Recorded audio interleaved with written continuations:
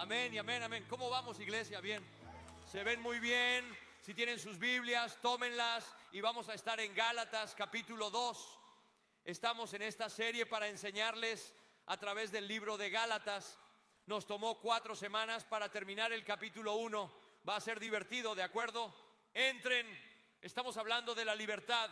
El punto del libro de Gálatas es que Pablo está tratando con los judaizantes que se han mudado y añadido algo al evangelio. Si añades algo al evangelio, lo corrompes.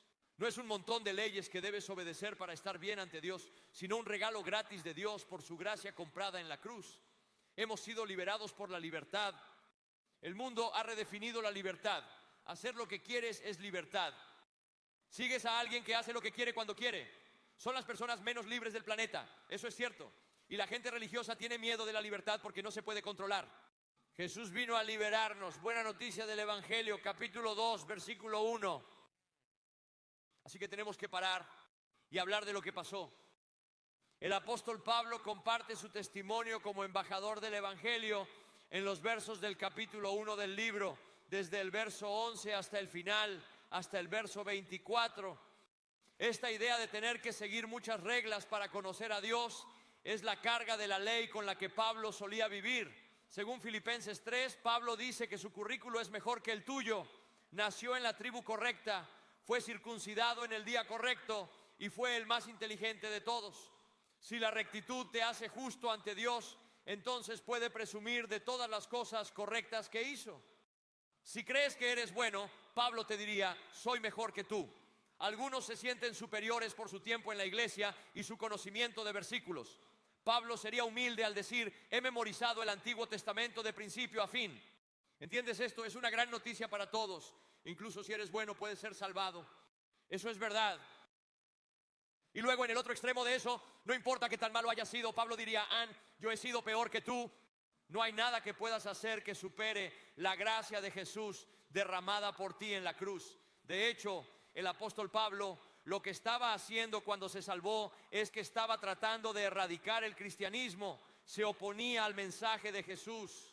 Y no solo se oponía filosóficamente, estaba tratando de eliminar sistemáticamente, asesinando cristianos. Había ido a ver a los jefes en Jerusalén y consiguió algunos papeles.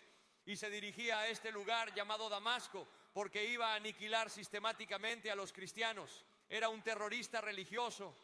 Así que si te acercaras a Pablo y Pablo dijera, oye, la salvación es para cualquiera que crea, y tú dirías, Pablo, no creo que entiendas lo que he hecho. ¿Fuiste un terrorista religioso que intentó sistemáticamente aniquilar a los cristianos? Si has estado aquí, puedo llevarte a nuestro Ministerio de Seguridad y Protección en nuestras cárceles sin problemas. Pero no importa lo que hayas hecho, Pablo dice, soy peor que tú. Así que no importa que tan bueno o malo hayas sido, tengo buenas noticias, el evangelio se aplica a ti. Pablo se dirige a Damasco con la intención de detener y matar cristianos. En su trayecto, Jesucristo resucitado y ascendido aparece como una luz derribándolo de su caballo. Saulo de Tarso, como es conocido entonces, pregunta, ¿por qué me persigues? Ahora, ¿a quién perseguía Pablo? Perseguía a la iglesia, pero la iglesia es el cuerpo de Cristo. Así que perseguir a la iglesia es perseguir a Jesús. Y entonces Pablo dice, ¿quién eres, Señor?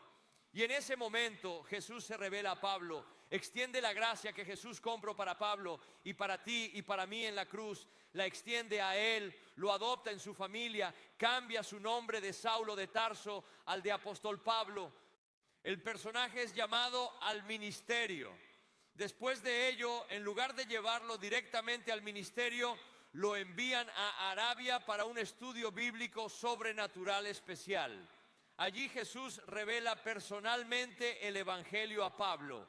Por cierto, ¿cuánto tiempo Jesús enseñó a los discípulos en primera línea? 3 años. ¿Cuántos años discipuló Jesús al apóstol Pablo en Arabia? 3 años.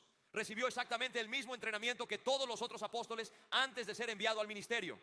Entonces en el capítulo 1, por unos 15 días, va a Jerusalén para informar a los creyentes que dejó el equipo fariseo por el equipo Jesús. Ahora, no sé si has pensado en esto, pero cuando apareció por primera vez en la iglesia, todo el mundo no estaba súper entusiasmado porque solía matar cristianos. Has estado en una iglesia donde los visitantes deben ponerse de pie y Saulo de Tarso es como ¡whoop! Y ellos son como oh no, de acuerdo. Y así no lo permitieron unirse al grupo de discípulos. Pero Bernabé, que es muy amigable, intervino y dijo: no, él es uno de nosotros ahora. Después de chocar los 5 con el apóstol Pedro y otros durante unos 15 días, regresó a su lugar y comenzó a enseñar el evangelio mostrando gran dedicación. Así que eso es todo lo que ha pasado en el capítulo 1. Pablo ha estado sirviendo donde vive durante 14 años. Después de 14 años subí de nuevo a Jerusalén con Bernabé, llevando a Tito conmigo. Y aquí está la razón por la que subió. Versículo 2, subí debido a una revelación y poner delante de ellos. Estos son como los hoity-toities de la iglesia. Bien, él va a llamarlos los pilares en Hechos 15. Para exponer ante ellos, aunque en privado, ante los que parecían influyentes, el evangelio que yo proclamaba entre los gentiles. Así Pablo durante 14 años ha estado predicando el evangelio. Se quedó en Jerusalén durante 2 semanas y lleva los últimos 14 años predicando el evangelio. Ahora en Gálatas nos enfrentamos a un grupo llamado los judaizantes, que intenta agregar cosas al evangelio. Afirman que creer en Jesús no es suficiente. Tienes que creer en Jesús, además tienes que obedecer la ley mosaica, además tienes que ser circuncidado. Y Pablo dice, wow, no añadas nada al evangelio, porque si tienes que hacer algo para ganarlo, entonces estás arruinando todo lo que Cristo ha comprado para ti. Entonces, si eres nuevo aquí, esto es lo que significa el evangelio en la Biblia. Buenas noticias. Es bueno porque llega a lugares malos y es noticia porque realmente ocurrió. Y el evangelio empieza así: que fuiste creado por Dios y para Dios, fuiste un portador de la imagen de Dios y fuiste creado para estar en una relación correcta con Él. Por eso, si no lo conoces, aunque puedas lograr todo lo que este mundo te ofrece, no podrás rascar esa comezón eterna que tienes en lo profundo de tu alma y pones tu cabeza en la almohada por la noche y piensas, ¿es esto? Y la respuesta es, no, esto no es todo. Fuiste creado para mucho más. Fuiste creado para una relación correcta con Dios. Entonces, durante el camino de vuelta a Génesis, el pecado ingresó al mundo. Este pecado no solo afectó nuestra relación con un Dios perfecto y santo, sino que también dejó la puerta abierta a todo tipo de cosas malas, dolor y tragedias que hemos experimentado en nuestra vida. Y la gente pecadora no puede estar en la presencia de un Dios santo y justo. Y cada uno de nosotros, por naturaleza y crianza, somos pecadores, malditos, perversos y corrompidos pecadores. Pero espera un minuto, mi profesora de jardín de infantes me llamó dulce, único y especial. Bien, ella te engañaba, ¿entiendes? Porque es una mentirosa, eso es lo que es. Es decir, no podemos cumplir la ley de Dios ni nuestras propias reglas, ¿verdad? He estado usando este ejemplo por 12 años. Cualquiera que no crea que somos pecadores por naturaleza o crianza, nunca ha criado a un pequeño ser humano. ¿Alguien ha criado a un niño pequeño lleno de espíritu, amor, alegría, paz y paciencia?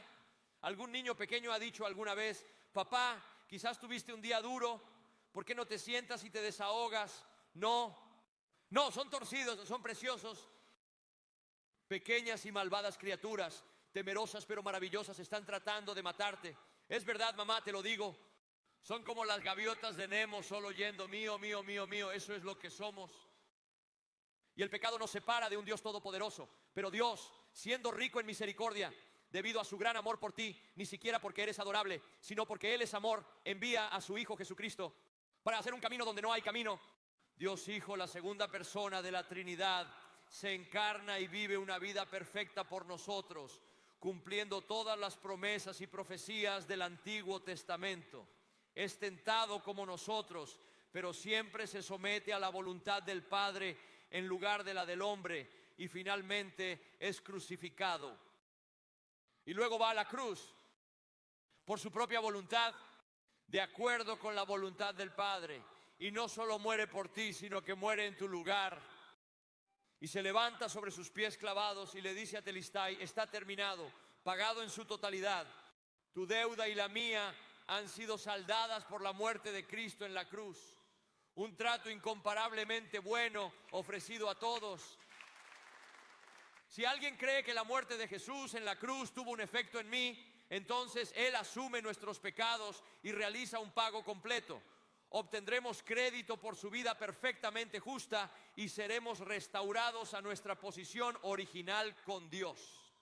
Estas son las buenas noticias del Evangelio de Jesucristo, no por nada que hayas hecho, sino como un regalo de gracia.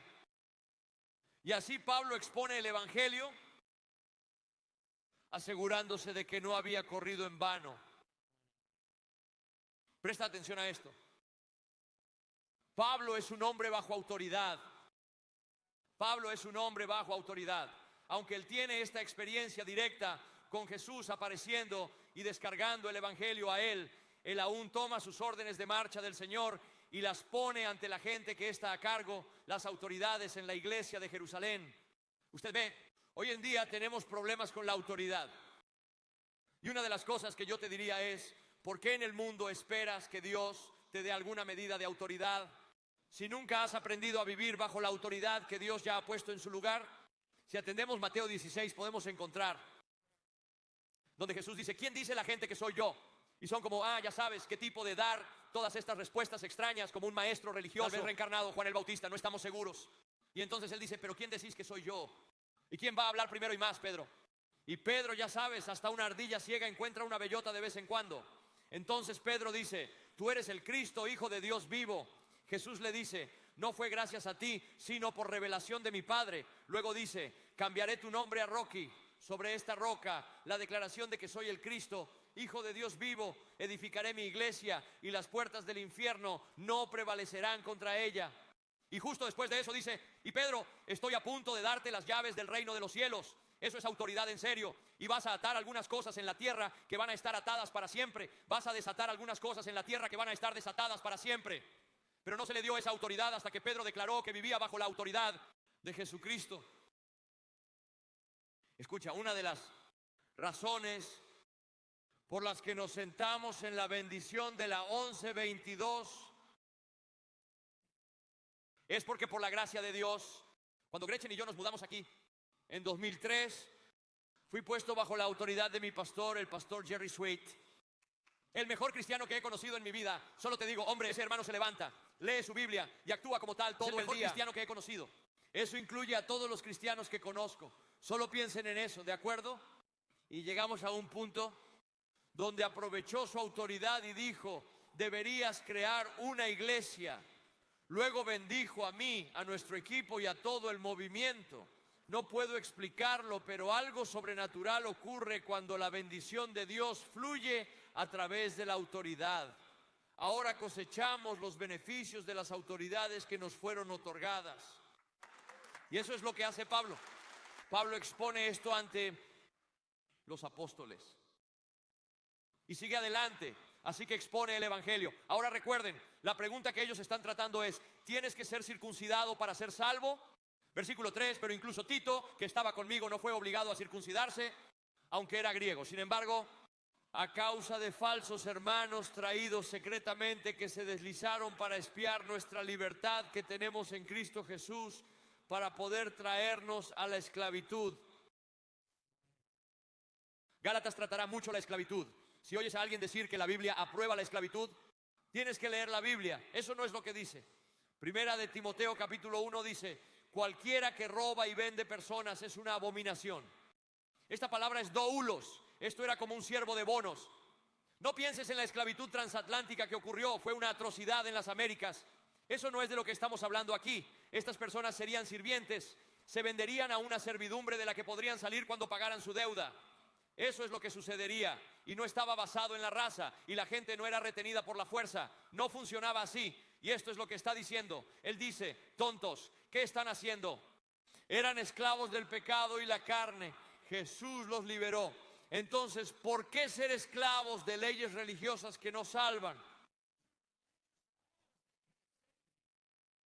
Mira, la realidad es que cada uno de nosotros será dominado por algo.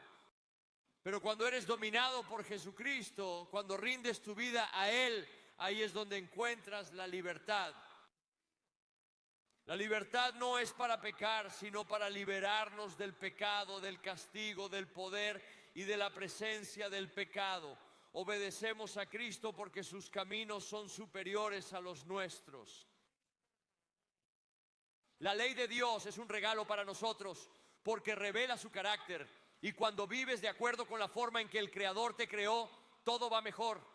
Así que sigue adelante, les dice a los judaizantes: no nos sometimos ni por un momento para preservar la verdad del Evangelio a ustedes. A veces en iglesias la gente dice: ¿por qué no pueden llevarse bien? En casos del Evangelio esto no se aplica. No, cuando se trata del Evangelio hay algunas cosas, hay cuestiones secundarias por las que no vale la pena pelear, y luego hay algunas cosas que si uno se pone a jugar con ellas, ya no es el Evangelio. Y entonces las personas religiosas temen al Evangelio de gracia, porque el Evangelio te libera y te deja ser quien eres en Cristo Jesús, mientras que la ley no puede salvarnos o controlar nuestro sentido de moralidad. La ley no nos salva, solo diagnostica la enfermedad, y la única cura es Jesús. Versículo 6. Y de los que parecían influyentes, y luego entre paréntesis, lo que eran no hace ninguna diferencia para mí. Este es el sermón de la semana pasada. ¿Por qué le da igual? Porque dice: estoy intentando ganarme la aprobación de Dios, gano aprobación del hombre o de Dios. Y él dice: así que, ya sabes, las personas que tienen insignias de nombre en la iglesia, no me importa quiénes son, no me importa el pensamiento de Dios, Él no es parcial. Los que parecen tener influencia no aportaron nada. No significa que no haya aprendido nada. Solo expuse el Evangelio y ellos confirmaron que estaba predicando todo el Evangelio. Creo que esto es una crítica a los judaizantes que vienen de Jerusalén y que se identifican con nuestra corporación. Y Pablo es como: no me importa de dónde eres. He estado con Jesús por 3 años enseñando el Evangelio y voy a seguir con el Evangelio. Él continúa diciendo: al contrario, cuando vieron que se me había confiado el Evangelio a los incircuncisos, así como a Pedro se le había confiado el Evangelio a los incircuncisos. Noten, solo está el Evangelio. La forma de presentarlo a un grupo distinto puede variar, pero el Evangelio es el mismo. No hay varios evangelios para diferentes grupos. Como Pedro fue utilizado para ministrar a los circuncisos, así también se me ha utilizado para ministrar a los gentiles. Pablo está afirmando que tenemos el mismo espíritu. El espíritu que llenó a Pedro en Pentecostés también me ha llenado a mí para realizar mi ministerio. Cuando Santiago, Cefas, también conocido como Pedro, y Juan, quienes son considerados pilares, entran en la reunión, todos se sientan con la espalda recta, conscientes de su presencia. Ellos son importantes. Al percibir la gracia que se nos otorgó, Bernabé y yo recibimos el reconocimiento de la hermandad y nos enviaron a los gentiles, mientras que ellos se ocuparon de los circuncisos. Nos pidieron recordar a los pobres, eso quise hacer. Así que esto es lo que están diciendo. Pablo trae el Evangelio a Pedro, Santiago y Juan y dice: esto es lo que he estado enseñando durante los últimos 4 años. El Evangelio no exige hacer algo para ser salvado, sino que es un regalo que se debe recibir. Jesús no es mi socio en la salvación, llevándome parte del camino y dejando el resto a mis esfuerzos. Pedro, Santiago y Juan coinciden y afirman que esto es correcto. Pero cuando rindes tu vida al señorío de Cristo, no descuidas la responsabilidad que Dios te ha dado como embajador del reino. La adoptas alegremente y entonces tratas de rechazar la oscuridad, empujando el reino hacia adelante. De eso hablan al final. Ahora, una de mis cosas favoritas de la Biblia, espero que ames la Biblia como yo amo la Biblia.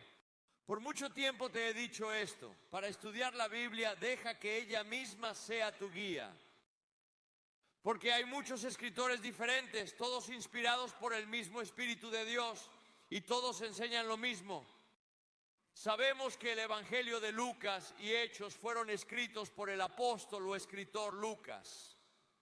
En el capítulo 15 de los Hechos se registra el concilio de Jerusalén, donde debaten sobre lo que el apóstol Pablo menciona en Galacia. En Galacia, y así en Hechos capítulo 14 y 15, quiero que le eches un vistazo. Voy a empezar en Hechos 14, 21.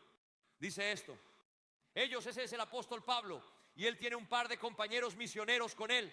Dice que predicaron el Evangelio en esa ciudad y ganaron un gran número de discípulos.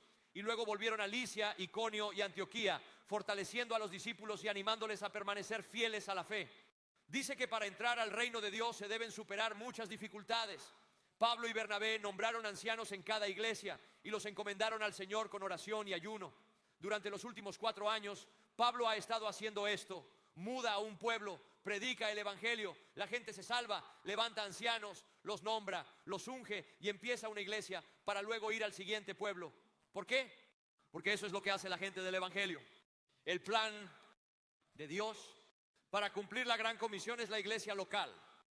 Las iglesias plantan iglesias que plantan iglesias. Los discípulos hacen discípulos que hacen discípulos. Y queremos que sepan que a través de la vida 10-10 habremos establecido más de 700 iglesias en todo el mundo. ¿Por qué? Porque esto es lo que hacemos las personas del evangelio. Compartimos el evangelio, la gente se salva, formamos líderes, establecemos iglesias y repetimos el proceso una y otra vez. Esto no es nada nuevo, ocurrió desde Hechos 14. Versículo 24, y después de pasar por Poseidón, llegaron a Panfilia, y cuando hubieron predicado la palabra en Perga, bajaron a Atalia. De Atalia navegaron de vuelta a Antioquía, donde habían estado comprometidos a la gracia de Dios por el trabajo que ahora habían completado. Y al llegar allí, reunieron a la iglesia e informaron de todo lo que Dios había hecho a través de ellos y cómo había abierto la puerta de la fe a los gentiles. Ellos simplemente glorificaban a Dios compartiendo testimonios de vidas cambiadas por el evangelio. Por eso el bautismo en la playa el próximo fin de semana marca la diferencia. No te lo pierdas, sabes lo que sucederá. Anhelo que más de 1000 personas den testimonio, digan: Jesucristo es mi Señor y Salvador. Entonces, asombrados, daremos gloria a Dios porque sigue salvando a las personas con el evangelio. Es lo que hacen allí una y otra vez. Amén. Permanecieron mucho tiempo con los discípulos. Esto ocurre, un grupo de gentiles, y significa gente que no creció en su sistema religioso, se están salvando. Verso 15. Pero algunos hombres bajaron de Judea y estaban enseñando a los hermanos: si no os circuncidáis conforme a la costumbre de Moisés, no podéis ser salvos. Esto es lo mismo que está sucediendo en Galacia. Los teólogos discuten sobre qué ocurrió primero, si la reunión de Hechos 15 o la carta a los Gálatas. Es justo en el mismo periodo de tiempo, pero obviamente están hablando del mismo tema. Y después de que Pablo y Bernabé, mira esto, tuvieran no poca disensión y debate con ellos. Si eres nuevo en el griego, no pequeña disensión equivale a una gran disensión. Algunas cosas por las que luchamos, especialmente cuando luchas por el evangelio con la gente de la iglesia. Porque lo que puede pasar en toda organización, particularmente iglesias y organizaciones religiosas, cuando crecen y crecen y crecen y se vuelven más complejas y envejecen, tienden a estar muy centradas en sí mismas y quieren más y más y más control y más reglas y más políticas. Odio las políticas, te lo voy a decir. ¿Sabes lo que es una política? Una política es el tejido cicatricial de algún líder que no tomó la decisión correcta. Pueden anotar eso, líderes, eso es lo que es. Y más iglesias mueren por eso. Porque cuando empezó, hombre, donde está el Espíritu del Señor hay libertad, ¿verdad? Pero entonces los líderes y gente de alto control invierten mucho y tienen miedo. Y el miedo lleva al control y ahora estás tratando de controlar todo. ¿Y sabes lo que no puedes controlar? El Espíritu de Dios. Donde está el Espíritu del Señor hay libertad. ¿Sabes dónde está el Espíritu del Señor? Donde es querido. Y lo queremos en este lugar. Y vale la pena la lucha. Vale la pena luchar para estar constantemente enfocado en el Evangelio de Jesucristo. Ahora escucha, hombre, ellos tuvieron no poca disensión y debate con ellos. Algunas personas me decían: oye, ¿por qué tienes que ser tan intenso? Porque esto es intenso. Esta es la cosa más intensa con la que vas a lidiar en toda tu vida. Sé lo que piensas, pero lo más importante para ti ahora no lo será en el futuro. Puede que este noviembre sea significativo, pero en 10,000 años no importará. No quiero menospreciarlo, pero en comparación con la eternidad carece de relevancia. Algunos consideran que las cosas como la ubicación de su hogar o la educación de sus hijos son fundamentales, pero son más importantes que las buenas noticias del Evangelio de Jesucristo. Muchos creen que sus acciones son lo más importante. Cada vez que miren, necesito que estén ahí si ven una línea subiendo o bajando.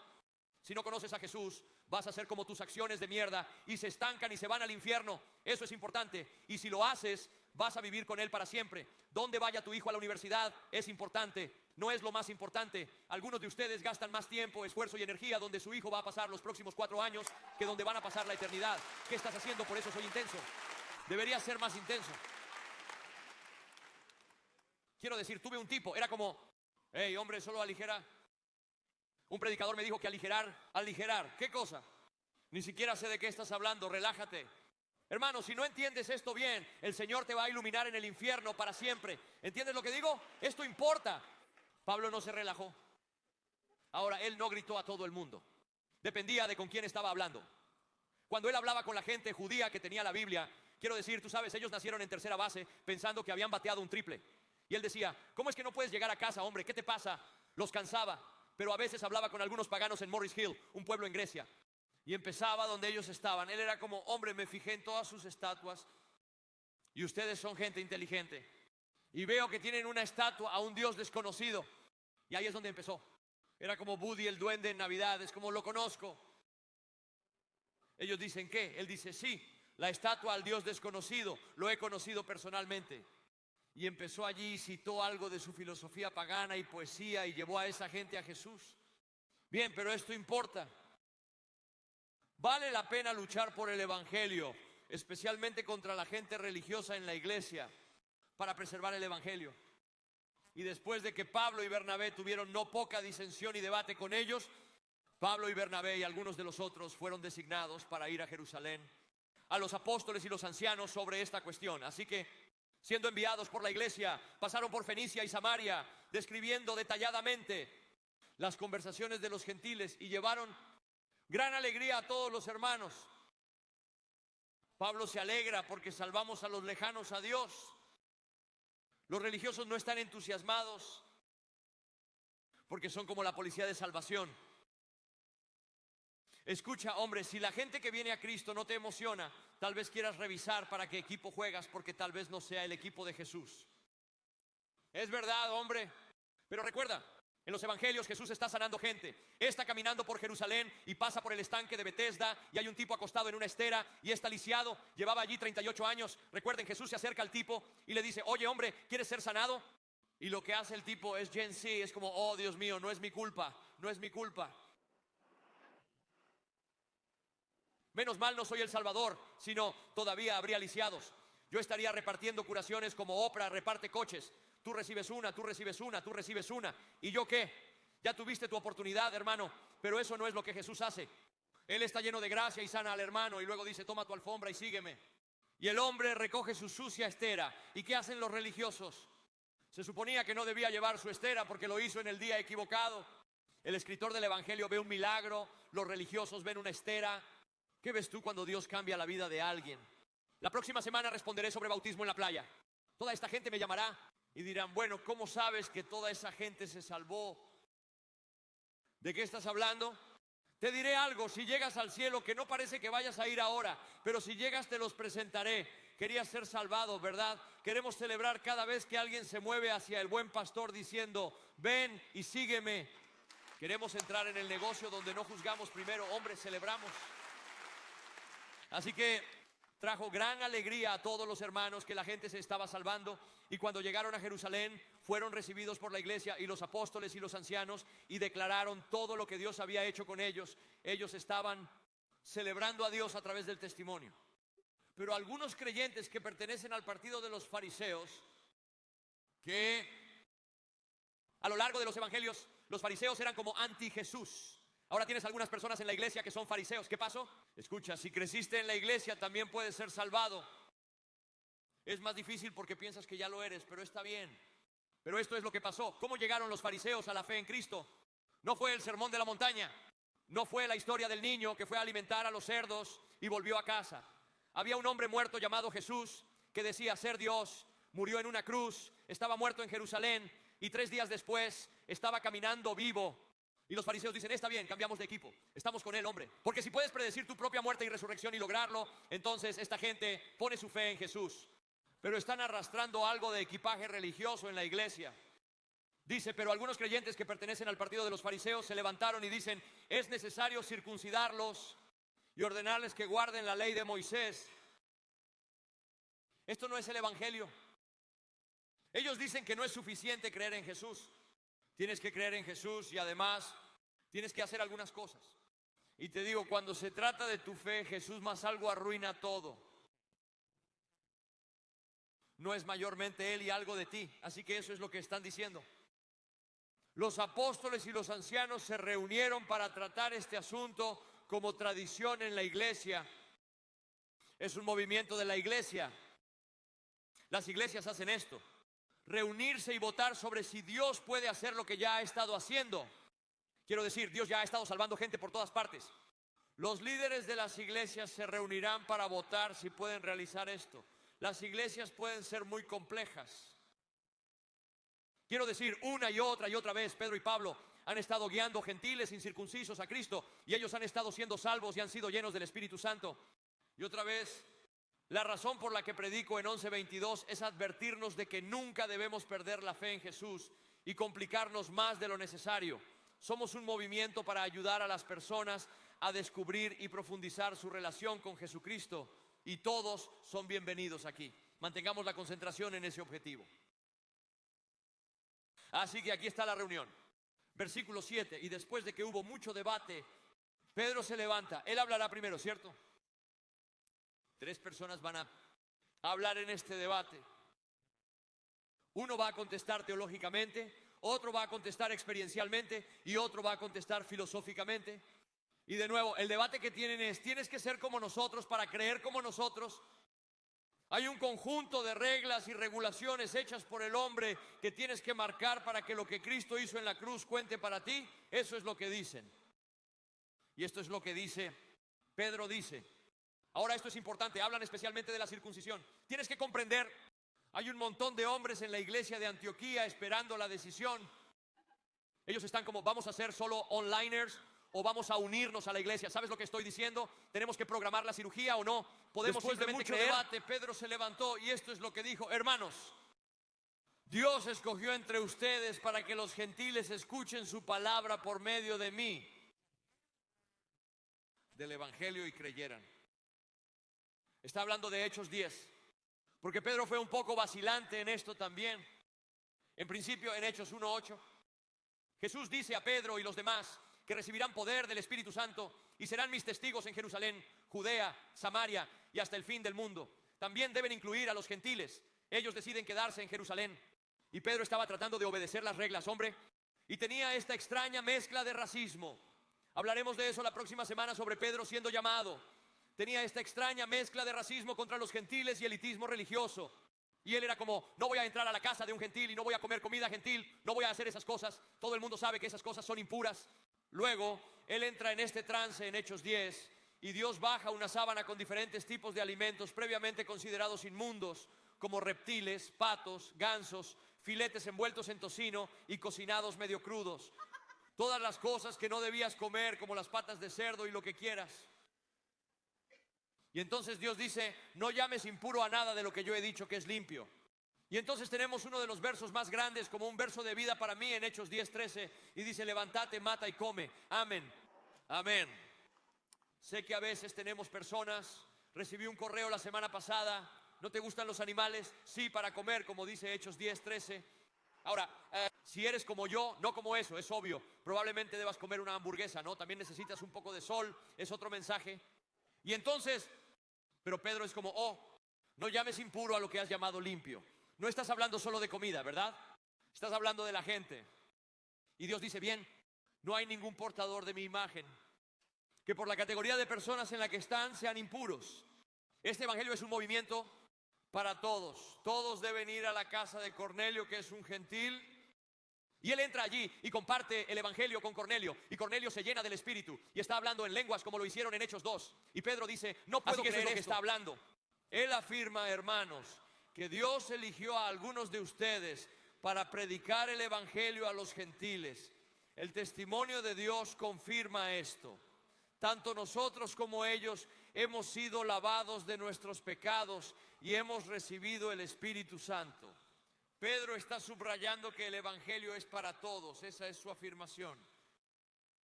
Ahora bien, ¿por qué pones a prueba a Dios? Literalmente en griego, es decir, ¿por qué te opones a Dios?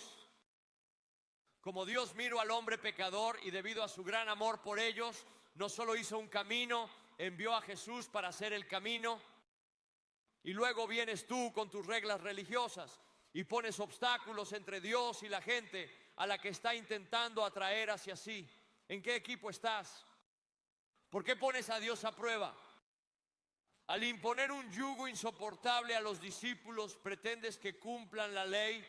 ¿Realmente pueden hacerlo? Esto es lo que estás afirmando. Porque si piensas que guardar la ley te va a salvar, tienes que guardarla toda, todo el tiempo, pasado, presente y futuro. Santiago 2:10 dice así: quien guarda toda la ley pero falla en un punto, se ha hecho culpable de toda ella. Versículo 11 dice: pero creemos que seremos salvos por la gracia de nuestro Señor Jesús, al igual que ellos. Ese es el evangelio. Es por gracia que somos salvos por medio de la fe, punto. No se le añade nada. Versículo 12.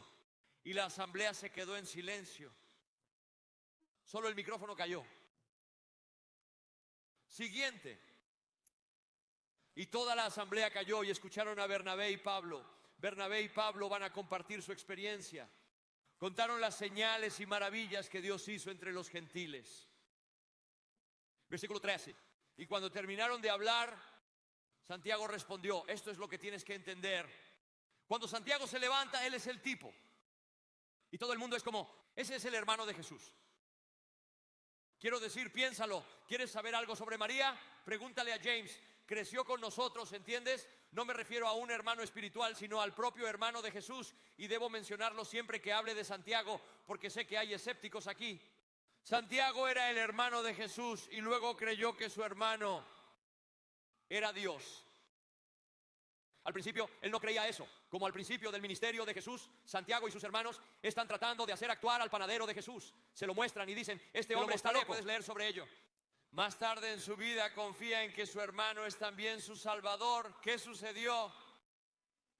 Jesús salió de la tumba. Eso fue lo que pasó.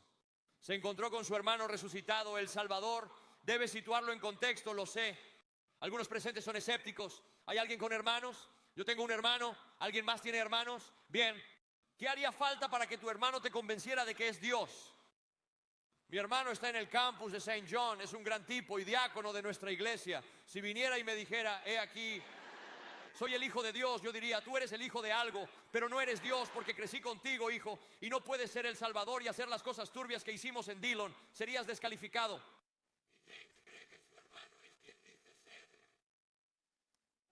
Así que James se levanta y dice: hermanos, escuchadme. Va a responder bíblicamente, filosóficamente. Él dice: Simon ha relatado cómo Dios primero visitó a los gentiles para tomar de ellos un pueblo para su nombre. Me encanta esa línea de ahí. Oh, que Dios va a tomar de cada tribu, lengua y nación un pueblo para su nombre.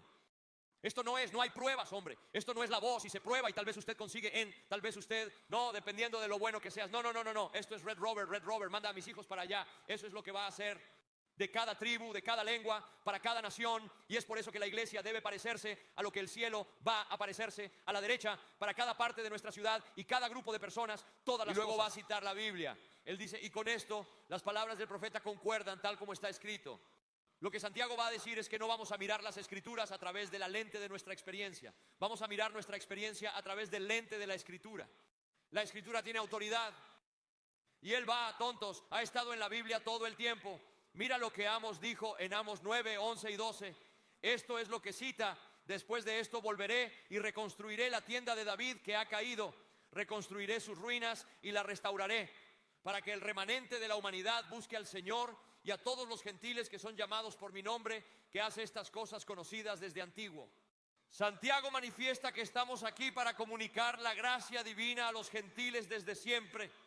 Verso 19, por lo tanto, Santiago dice: basado en lo que la Biblia dice, por lo tanto mi juicio es que no debemos molestar a los gentiles que se vuelven a Dios. ¿Por qué dificultas lo que Dios intenta lograr? No puedes simplemente considerar a los gentiles como personas no judías que no se criaron en esa religión. Dios atrae a las personas hacia Él, pero ¿por qué obstaculizar lo que Él dice? Me encanta la traducción de la Nueva Versión Internacional. Según mi opinión, Santiago dice que no debemos dificultar la conversión de los gentiles a Dios. 11:22, ¿ven por qué en el mundo vamos a hacer que sea difícil para las personas que se están convirtiendo a Dios? ¿Por qué en el mundo algunas iglesias hacen que sea difícil para las personas que se vuelven a Dios? Todos debemos estar en el equipo de bienvenida. Entra, un montón de gente hace de porteros. Enséñame tu ID. Es muy diferente. Muy diferente. Creo que algunas personas lo hacen por como realmente, de muy malos motivos. Y algunas personas lo hacen sin querer porque se olvidan y se centran en sus pequeños cuatro y nada más. Y no, se olvidan de que estamos aquí para tratar de ser un conducto de la gracia de Dios. Te lo he dicho antes, yo realmente no crecí en la iglesia, por lo que fue un montón de cosas de la iglesia que pensé que eran muy, muy extraño, ¿sabes? Y luego voy al campamento y nunca me han tratado así, nunca me han querido así. Colocaron las cosas en el estante de abajo para que los niños y Dylan entendamos como si pudiéramos los adolescentes. Y conocí a Jesús. Después de llegar a casa, busqué una iglesia. Estaba en un campamento bautista, así que fui a una iglesia bautista y pensé, hay dos tipos de Jesús. Existe un Jesús de campamento y uno de iglesia, porque suenan diferentes. Estaban hablando de las cosas que no se pueden hacer. ¿Alguna vez has tenido ese tipo de experiencia? Si asistes a una iglesia, permíteme decirte algunas cosas que pueden dificultar el retorno a Dios. Cuando una iglesia se enfoca tanto en sus tradiciones, se olvida de compartir el evangelio con gente que no conoce a Jesús. No hay nada malo en las tradiciones si las conoces desde pequeño. Cuando estás bien, sabes cuándo pararte, sentarte, cantar, hacer el hockey pokey, hacemos lo correcto, es grandioso. Pero cuando no sabes, la cosa cambia. Como empecé a ir a la iglesia bautista y tenían su propia cosa, ¿verdad? Y de la nada nadie llamó a un hermano audible, solo ya al busto y doxología. Aquí va, alabado sea Dios de quien, eso es bajo, tienes que cantar tan bajo como puedas, no sé por qué, pero lo haces. Y luego tienes que sacar esa parte. Las bendiciones fluyen, ¿por qué esa parte es tan larga? Nadie lo sabía, creo que el primer tipo se quedó dormido. Las bendiciones fluyen, alabado sea Dios, eso está bien, y así lo hicieron. Vaya, ok, ahora de nuevo, ¿hay algo malo en ser bautista? No, absolutamente no, eso no es lo que estamos diciendo. Solo estoy diciendo que tienes que prestar atención si solo estás haciendo esto para cuidar de las personas que ya están dentro. ¿Qué tal esto? ¿Alguna vez fuiste a una tradición que es muy, muy tradicional y tal vez ni siquiera querían que fueras? De nuevo me salvé en el campamento de secundaria. Después fui a la iglesia con un amigo que practica una denominación totalmente distinta. Ellos creían algunas cosas diferentes. Y era y no había nadie que te dijera lo que viene.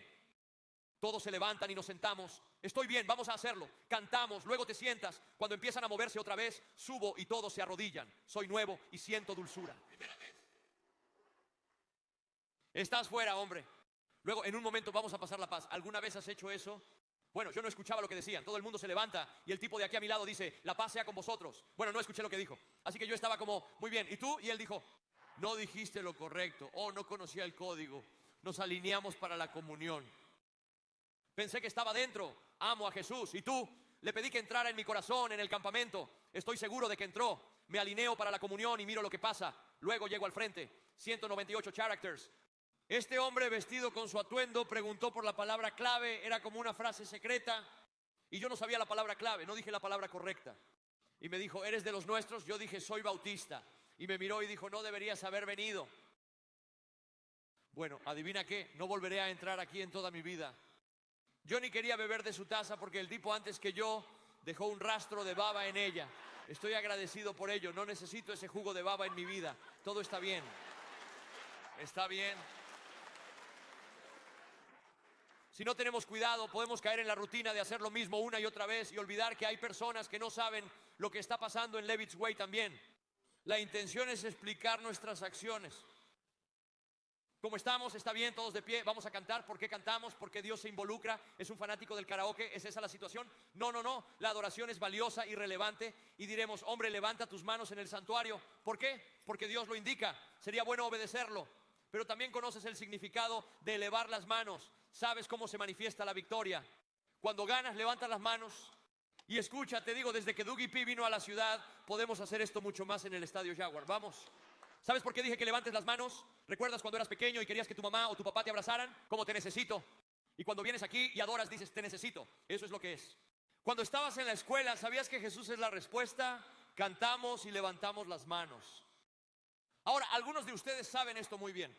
A veces dices, está bien, me tienes, mi hindu. Y eres bienvenido aquí, me alegra que estés aquí. Y eso es lo que es. Y luego decimos, y luego alguien viene aquí y es como, muy bien, todo el mundo a obtener la Biblia, algo para escribir, y vamos a enseñar la Biblia. Es lo que hacemos, vamos a enseñar la Biblia. Y no trato de enseñar sermones que impresionen a mis muertos profesores de seminario. Solo trato de enseñarla de tal manera que todos podamos descubrir y profundizar nuestra relación con Jesucristo. Y al final respondemos, cantamos, vamos a traer, vamos a venir a rezar, y solo tratamos de poner asas en esta cosa porque no queremos ser un obstáculo para que te vuelvas al Señor. Estamos aquí para que puedas acudir al Señor, para eso estamos. Una de las cosas que mantiene a la gente, que dificulta que la gente se acerque al Señor, es que alguna vez vas a una iglesia y parece completamente irrelevante. Ustedes como, ¿qué estamos haciendo? Todo lo que dices puede ser cierto acerca de los reyes de hace 3000 años, pero no sé de qué estamos hablando aquí. Usted ve, yo no tengo tiempo que perder en solo impresionarte con la historia.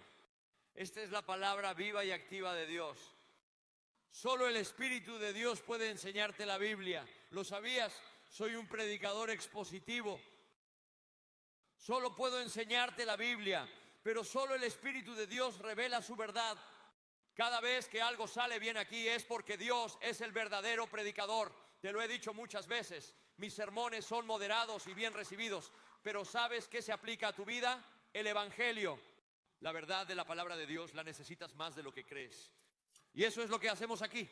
¿O qué tal esto? Algunos de ustedes que tal vez creció en la iglesia y tomó un pequeño hiato, porque cuando eran niños o estudiantes y trataban de ir a la iglesia, preferías ir a la detención después de la escuela, porque sabes. Y así aquí, en nuestro ministerio de estudiantes y niños, en una niñera, hacemos discípulos con nuestros niños y estudiantes, gracias a un maravilloso personal que los enseña. Lleguemos a un nivel en el que nuestros estudiantes y niños estén comprometidos. ¿Por qué dificultar a los niños de primaria y secundaria que quieran acercarse al Señor? Aquí hay una gran locura en mi mente. A veces los códigos de vestimenta puede hacer que sea difícil para aquellos que quieren venir al Señor. Recuerdo bien cuando estaba en la universidad, solía llevar a un hermano de mi fraternidad a la iglesia, pero él decía que no podía porque no tenía ropa adecuada. ¿Crees que por un minuto cuando Jesús estaba en la cruz, que era como Padre, perdónalos porque no saben lo que hacen y que pueden usar caquis plisados hasta mi regreso? ¿De qué estamos hablando aquí, hombre? Códigos de vestimenta. Por eso usamos ropa normal aquí. Quiero decir, es solo la modestia cristiana básica, eso es todo. E incluso así no tenemos suficiente policía, obviamente. Así que estoy bromeando, estás bien. Escucha, justo cuando salí del seminario me contrataron en esta iglesia, gran pastor. Y el tipo es como, hey, cuando entras en el personal, ¿cuál es tu talla de bata? Yo estaba como, ¿qué? Más toalla, pero si quieres una bata, está bien. Me dijo, no, el primer domingo de cada mes nos ponemos una bata. Yo estaba como, ¿por qué? Me dijo, no lo sé, lo estaban haciendo cuando llegué aquí, todavía lo estamos haciendo. Yo estaba como, esto es una locura, togas. Muy bien, así que yo, tío, me sentía como Harry Potter allá arriba, era la cosa más rara del mundo. Yo solo iba, shabidubidubidu, estaba lanzando hechizos, no podía adorar. Mis amigos de los Dreams estaban como, ¿por qué te hizo llevar un vestido? Yo decía, no lo sé, tío, es terrible. ¿Sabes cómo empezaron las túnicas en la iglesia? En realidad fue por la unidad de la iglesia. La iglesia decidiría trasladarse a una comunidad para llegar a todo tipo de personas, incluyendo hombres de negocios y personas recién salidas del campo. Querían que todos se sintieran iguales al pie de la cruz, por lo que les dieron a todos túnicas. Con el tiempo, solo el hombre de Dios obtuvo una túnica, un sombrero, un incensario y una varita, cosas que formaban parte de la tradición. La gente que creció en esa tradición lo entiende, pero para los demás puede resultar confuso. Solo porque es una tontería. A veces las fechas y la distancia son las que determinan nuestro servicio, los jueves y dobles servicios los domingos. Algunas personas están lejos y venían desde hasta 2 horas y media para llegar a Jessica. Por eso abrimos un campus en esa zona. Queremos facilitar el camino hacia el Señor para todos. Por eso abrimos campus en todos los lugares posibles. Algunos de ustedes ven en línea desde muchas partes. Esto es nuestra decisión. Si puedes llevar el cable de internet a casa y preguntar, ¿me ayudarían? La iglesia de los 1122 dice, sí, lo haremos. ¿Por qué? Porque no queremos hacerlo difícil. Lanzamos campus, ampliamos salas, continuamos. Otra dificultad es la falta de espacio. Es difícil escuchar buenas nuevas del Evangelio sin asiento o entrada. Vamos a hacer lo necesario, hombre, lo necesario. ¿Por qué? Porque Dios hizo lo que fuera necesario para atraernos a sí mismo. Él envió a su Hijo Jesucristo. Ahora, aquí hay uno realmente grande. ¿Sabes qué es lo que dificulta que la gente venga al Señor? El juicio de la iglesia. Sé que algunos de ustedes han entrado en una iglesia y dijeron que no debería haber venido por cualquier razón. Si alguna vez te han dicho que no puedes venir aquí porque perteneces a una categoría específica de personas, escucha bien. No importa si eres divorciado, drogadicto o si tus padres te llevan a la iglesia todos los lunes, miércoles, viernes y domingos. No importa quién eres bienvenido aquí. Somos un movimiento para todas las personas que buscan una relación más profunda con Jesús. Escucha, el domingo pasado conocí a esta chica en el frente, así que voy al vestíbulo al final de los servicios. Escuchen, en el pasado fui profundamente afectado. Algunos de ustedes conocen mi experiencia con Sunshine, cómo la llevé a la iglesia y me dijeron que no era bienvenida aquí. Y si alguna vez tengo el control de una de estas cosas, todos serán bienvenidos aquí. Así que la semana pasada estaba de pie en la cola, conociendo a gente, dándoles la mano y rezando con ellos, haciendo de todo. Y miro hacia atrás en la línea y alrededor de 6 u 8 personas atrás hay una chica joven, como de 20 y tantos años. Parecía aterrorizada. Tenía esa mirada como si no esperara mucho en la fila para hablar con el predicador, ¿verdad? Aterrorizada. Se adelanta y comienza a contarme su historia. Vino de la costa oeste, ¿sabes? Una zona peligrosa. Si eres de allí, bienvenido, te apreciamos. Nos alegra mucho que estés aquí. Y así, hubo una causa detrás de tu partida, no la olvides, en fin. Y ella dijo esto, ella lo atraviesa. No es el mejor sitio para compartir todos los detalles de su testimonio, el vestíbulo, ¿me entiendes? No pretendo preguntar, pero ella está temblando. Y ella compartió solo un poco y ella está pasando por ella. Y ella dijo, sé que necesito a Dios. Y creo que está en la iglesia, así que me presenté aquí. Es como su segunda o tercera semana. Y esto es lo que dijo. Ella dijo, estaba aterrorizada por dos cosas. No sabía qué ponerme y no sabía si me aceptarían. ¿Qué tan terrible es eso? Que la iglesia haya juzgado tanto tiempo. Dios es necesario para una persona lejos de Él. Creo que está en la iglesia. Y eso sería: nunca he sido amado así, nunca me han aceptado así, nunca me han tratado así en toda mi vida. Y tengo que estar al lado de esta chica. Señalé hacia el vestíbulo y dije, ¿ves ese gran cartel ahí arriba? Somos un movimiento para que todos descubran y profundicen su relación con Jesucristo, tú y yo. Tú y yo somos parte de todos y Jesús vino para todas las personas. Haremos todo lo necesario para alcanzar a todos con el Evangelio de Jesucristo y nunca seremos una iglesia que obstaculice a quienes vienen al Señor. He aquí por qué. ¿Saben quién? Me gusta mucho el capítulo 2 de Marcos. Está este hombre y está lisiado en una estera, pero tiene 4 chicos, 4 amigos, y levantan a ese tipo. Cada uno de ellos agarra una esquina y escuchan que Jesús está enseñando en una casa en Capernaum. Y están pensando, si pudiéramos llevar a nuestro amigo a la presencia de Jesús, Jesús podría cambiarlo todo. Y entonces llegan allí y no hay lugar. No dejan que eso los detenga. Se suben a la cima y abren un agujero en el techo para poder llevar a su amigo a Jesús. Hacen lo que sea necesario. Y entonces Jesús no solo cura al hombre, sino que le perdona sus pecados. Déjenme decirles, ¿quién ama una iglesia que crece? La iglesia debe estar dispuesta a hacer todo lo necesario y gastar todo el dinero necesario para permitir que las personas tengan un asiento incómodo y puedan experimentar la presencia de Jesús. Gente que ha estado en esa alfombra, o especialmente si tienes un ser querido, si tienes un hijo o una hija lisiada en alguna estera física, emocional, mental o espiritualmente, tienes un hijo pródigo, tienes un esposo, un primo, un compañero de trabajo, un amigo, alguien a quien quieres mucho. Si pudieras llevar a estas personas a la presencia de Dios en tu iglesia, sabes que la presencia de Dios está allí porque lo adoras y lo levantas palabras. Aunque no puedas explicarlo, no puedes negarlo. Cuando entras allí, tú sientes el Espíritu de Dios. y estás pensando, si pudiera llevarte a la presencia de Dios, Él podría cambiarlo todo, porque es la respuesta única a través del Evangelio de Jesucristo. Iglesia 11:22, seamos siempre una iglesia dispuesta a romper barreras y hacer lo que sea necesario para acercar a las personas a Dios. Si alguna vez fuiste maltratado por otra iglesia o religiosos, no clearance were so significant, lo siento mucho. Creo que la palabra iglesia puede ser lanzada alrededor un poco demasiado, pero hay algunos legítimos abusos que ha sucedido. Y quiero que escuches. Como un embajador de Jesús mismo, eres bienvenido en este lugar. Te amamos, vamos a enseñar la Biblia. Si te ofende, Dulce, me ofende todo el tiempo, no hay problema. Pero te amamos. Y solo queremos que conozcas a Él. Conoce a Él. Y Él puede cambiarlo todo. Pónganse de pie, déjenme rezar por ustedes. Nuestro bueno y misericordioso Padre Celestial Dios, te amamos más que a nada. Dios, ¿podrías por favor protegernos de nosotros? Oh, somos una iglesia grande y vieja con campus y todas las cosas. Dios, que siempre lo mantengamos muy, muy simple, centrados en ti. Que solo amemos a Dios y amemos a la gente, predicar el Evangelio y luchar contra las complejidades.